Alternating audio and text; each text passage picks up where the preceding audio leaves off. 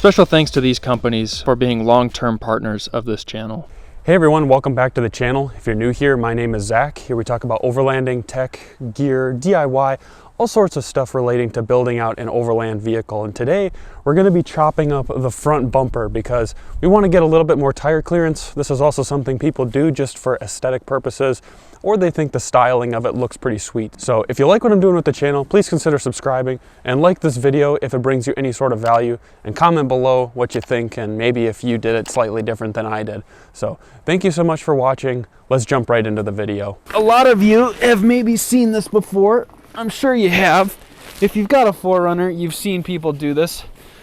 But essentially, people do this sort of like, they call it a Viper cut or the high clearance edition cut, whatever you want to call it. And so I wanted to do it, but I didn't really want to do it that bad. And I've thought about it more and more, and I'm kind of like, you know, it's pretty cool. Let's try and do it. So I've been watching videos of what other people have done, and it's kind of helpful, but kind of not. Like, I don't know. I've been still kind of lost as to the best way to do it. So figured I'd make a video on how I did it. A lot of people don't really explain, in my opinion, like how to do every single part. So what I decided I would do is kind of explain how I'm going to do it. So C4, you know, I love C4. They've got this template, which is what I'm taping on right now. And the template is what they use for basically the high clearance editions you can buy from C4 Fabrication. And so what I'm going to do is I'm going to cut this as if I'm buying those high clearance editions. I don't have them ordered or anything right now, but I'm just going to cut as if I do, because then in the future, if I wanted to, I can, and it's not going to be an issue. There's this little loop underneath that we need to line this up with. You can pretty easily tell where this is on the plastic, and this is where we're going to make the cut. There we go. Just like that. And then get this lined up here. Just like that. There we go. If this was a low clearance edition cut, we would be basically chopping this off the entire way, because the high clearance editions, they support the weight of the plastic, or they're the structural backbone to this. I gotta put these gloves on. I'm freezing.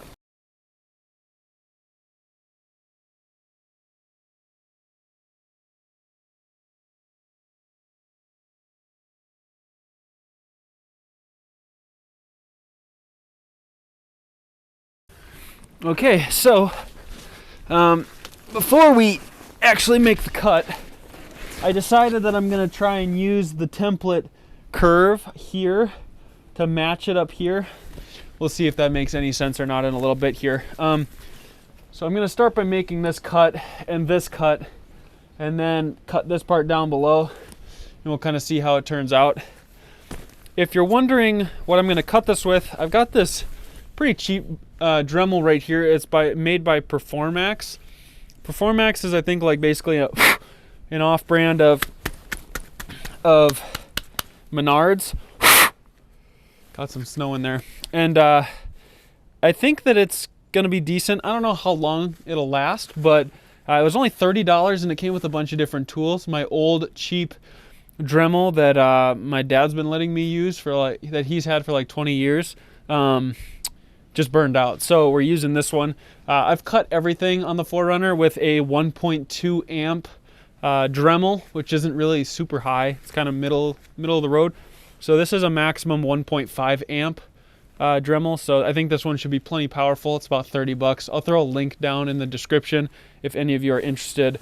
You know, Dremel, the actual brand, can get pretty expensive, so I figured, heck, this was a pretty sweet deal. So, all right, enough jibber jabber. Let's jump in and cut this thing. Just wanted to give a little plug. I think these Dremels cut this plastic so much better than using an angle grinder.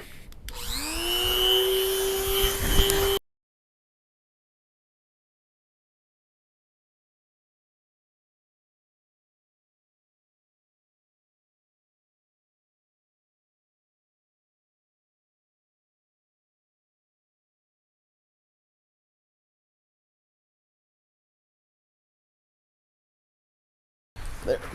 So I flipped around the template.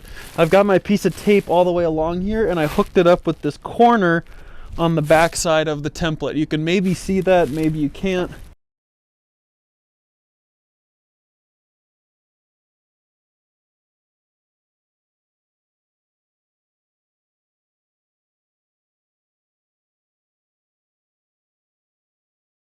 Now, I'm just gonna match the trajectory of this all the way back here. So the benefit of doing it this way is the high clearance additions keep intact these top two bolts right here. So I'm just gonna remove this lower bolt and this lower bolt right here. And this plastic piece is probably gonna basically fall down. There we go.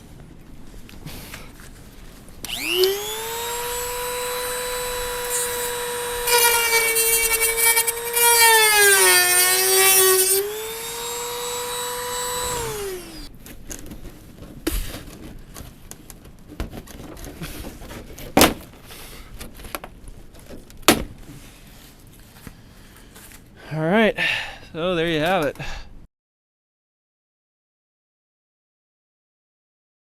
Not the cleanest, but much cleaner than a angle grinder. Now, all of this debris that gets stuck on here, we can just shave that off with a sanding tool on the Dremel, so it's pretty slick. So, and then what you can do is you can try and zip tie. So you can heat this with a heat gun and bend this up and zip tie it in here. Hard to say if that's really worth it or not. Haven't decided if I want to do that yet. But you can. That was the thing. I kept on trying to figure out how people did it. So some people cut it off right at the top here. But you can also hit it with a heat gun. You can bend it. There's a piece of metal for your frame. Probably not, there's a piece of metal, it's not your frame, that's back in here as well that you can zip tie it to. I don't know. There's another piece of metal up in here you could zip tie it to. I don't know how much you have to hit it with heat before it'll actually bend, but it might be worth it. I don't know. Hard to say. I can remove this clip as well.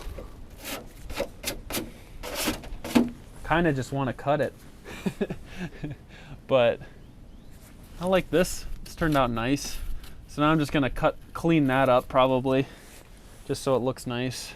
Okay, so I got the cut done over here, and I did it on both sides, and I'm sorry I didn't film quite enough, but I wanted to show everything I did so that if you want to do the same thing, you can. So what you basically do is, like I laid out my templates, we're going to cut accordingly to those templates. And so this is about 3/4 of an inch in spacing. And as you can see, I've kind of got a small curve right here, and then it smooths out with this hook in part here. So this is from the C4 bumper, but if you don't have a C4 bumper, then this should just be like a spot where your bumper hooks in with a clip. And so the reason that I'm showing you this though is I made the cut with the Dremel and it looks pretty straight. I think it turned out really nice. But then I went back and I sanded all of this down with a little sanding wheel. You can probably also tell that this edge right here, it kind of comes up at a slant and then kind of levels off a little bit. And that's because that's just what the high clearance edition does on the 4Runner. And so I just kind of followed that look. I didn't want this to be a super steep V. Like I was mentioning before, this little hook right in there is one spot where the plastic anchors in, but it also anchors in right here on the back. So we've got a screw point here and a screw point here. And then if we go under, see how the plastic is like bent up? So I hit the fender liner with heat, and then I drilled a couple little holes up here and put zip ties. And I actually used the fog light housing as a zip tie point because there's little mounts that have spacing to where you can put a zip tie through. So I just used a heat gun to heat through here, and it worked super well. So the thing you could do is, if you wanted, you could just cut this clean off. I decided to do the heat idea and just see how it turns out. I think it turned out pretty well, honestly, but I don't know. It's really tough because if you cut it off, you can't put it back. And so I'm gonna try it like this for a little while, and if it's a issue or I don't like how it works, I would like to zip tie this up a little higher just so that it's out of the sight line of the V, but I haven't done that yet. So here's my little rock light where I mounted that, and I think it turned out really nice. So let's jump around to the other side and I want to show you how I did that cut. All right, so here, same exact thing. It's a little bit flatter here, and then it starts to go down. This is also about 3/4 of an inch in spacing. And then we've got that little curve like I was mentioning. So I tried to follow the curve on the bottom here on the top. It kind of worked, it kind of didn't. I just did the best I could. And then in here, I cut the plastic straight back to basically where the plastic was going around the windshield washer tank. So I'd like to get a skid for that, or at least a relocation of some kind, but I just haven't yet. And so I left this just to be kind of protective. You could always just cut this plastic out around it if you want. A lot of people will spray paint the tank black, so that's definitely an option. If we look up inside, again, I hit this plastic with the heat gun right here, and then just bent this up and zip tied it to the back of the housing. So it worked out quite well, and it was pretty easy. Honestly, the holes you drill in it aren't too bad, and they hold really well for zip ties. If you're wondering if I really had to trim this plastic much, what I basically did on both sides is, if you were to fold this back down, there's a point where the plastic comes down and then it comes to a right angle. So right at that change, I just cut along that whole angle point. Made this like a flat flap that just would tip up, and then all of the plastic that would come down and then come out here, I cut this whole portion off right here. So cut right there, and then just take this flap, fold it up, hit it with heat, and I think it turned out really nice. So I'm pretty happy. I don't know if I will keep this side the way it is either, because this is kind of ugly and I'd like to change that, but for now it works well. And I have zero issues ever of rubbing with these front tires now.